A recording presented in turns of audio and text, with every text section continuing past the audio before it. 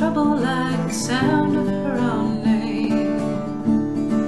Busted on a drunken charge, driving someone else's car. Local midnight sheriffs claim to fame. In Arizona jail, there are those who tell the tale how Billy fought the sergeant for some milk that she demanded, knowing that she'd pay the cost, knowing they'd remain the boss, and saw she was severely reprimanded.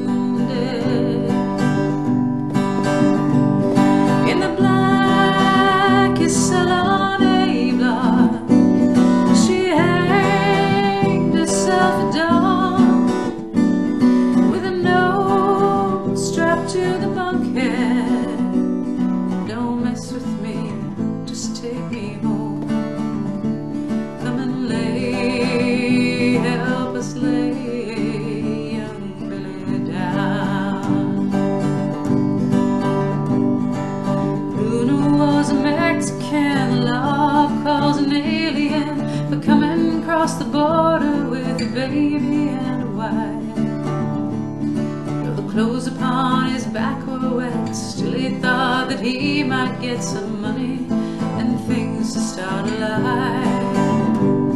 But it hadn't been too very long when it seemed like everything went wrong. Didn't even have the time to find themselves a home, when this foreigner, a brown-skinned male, was thrown inside a Texas jail, left his wife and baby quite alone.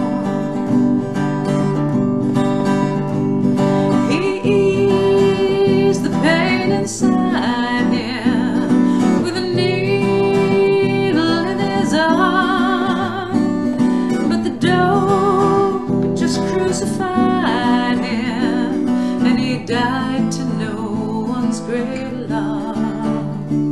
Come and lay, help us lay poor Luna down, and we'll raise the prisons to the ground. Kilowatt was an aging con of 65 who stood a chance to stay alive and leave the joint and walk the streets again.